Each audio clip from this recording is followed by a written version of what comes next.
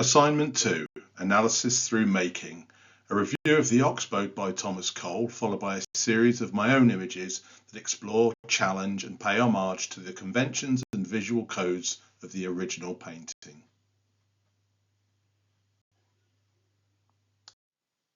The Oxbow, to give it its full title, View from Mount Holyoke, Northampton, Massachusetts, after a thunderstorm, was commissioned by New York Patreon Lumen Reed as part of a series of landscape paintings titled The Course of the Empire.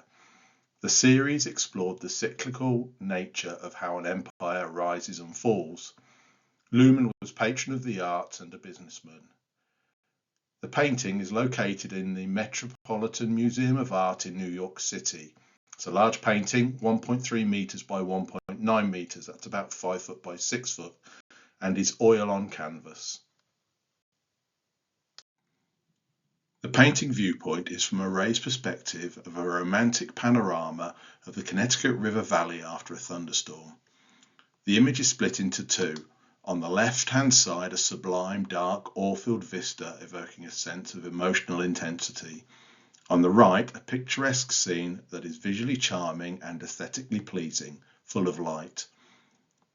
The top left is a dark thunderstorm, black clouds and driving rain. The top right, blue sky, light clouds. Bottom left, foreground shows a dark wilderness with shattered tree trunks, exposed roots and rocks amongst a mass of green bushes and shrubbery on a rugged cliff. The bottom right, a flowing river, cultured pastoral lands. There's a natural colour scheme of greens, browns, yellows and blues, and the natural light source of the sun.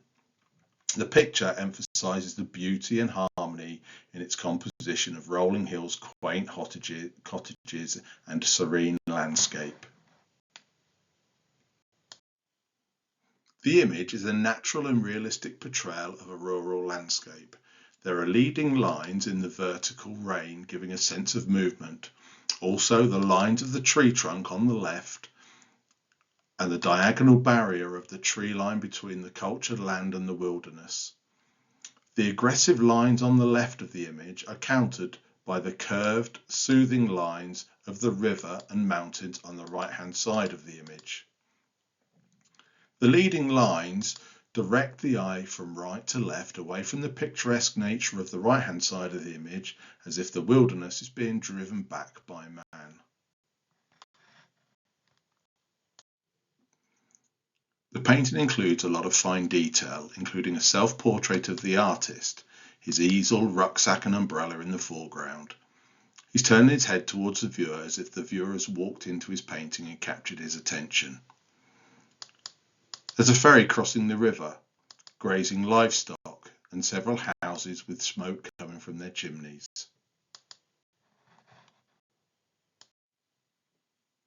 There is religious symbolism hidden within the painting. The word Shaddai, which is Hebrew for the Almighty, is etched into the mountain in the background. In the foreground, amongst the painter's possessions, there is a wooden cross. Both the religious inscription on the mountain and the cross are inverted, perhaps as a message to God looking down on the agricultural land. In Thomas Cole's letter to Reed about the Oxbow painting, he mentioned that he wanted to tell a tale of two landscapes, one that reminds us about the wilderness of nature and one that shows us how nature can be tamed, but equally how it can be the ultimate destructive force. The following images are my homage to the Oxbow and the continuing struggle between nature and man. The images I have selected were taken during a week staying on the Dordogne River in France, during a period of changeable weather, where the height of the river rose by 1.5 meters over the period of 7 days. The first image is a picturesque scene of a road spanning the river. The view is encroached by bushes on all sides, a claustrophobic view of nature encroaching on my view. On the pillars supporting the bridge, trees can be seen growing up the brickwork, a demonstration of nature's desire to reclaim any structure built by man. The bridge and power lines act as leading lines, a demonstration of man's respect for the river.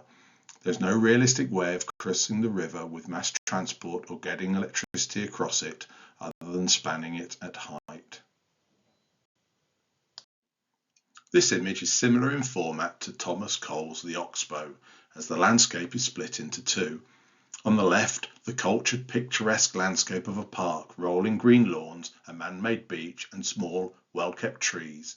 In the centre of the image is the fast-flowing Dordogne River. On the right-hand side, a set of steps leading up to a dark, unkept, sublime forest. All my images were taken with a deep depth of field to ensure the maximum amount of detail was included in both the foreground and the background. This picture shows symbols pertaining to the power of nature and in particular the unpredictable might of the river. Nature is slowly claiming back the brickwork on the old houses. The plaque on the wall signifies the highest level the river has risen in recent times. This explains the height of the walls that are built as a defence to protect the dwellings. The photo was taken to emphasise the difference in height between the plaque of the wall and the current level of the river. The bridge in the background and the church on the horizon have both been built high above the river level, protecting them from natural disaster. The remaining photographs were taken to support the narrative of nature reclaiming the structures of man, particularly in reference to Thomas Cole's portrayal of nature being tamed but equally demonstrating its ultimate destructive force.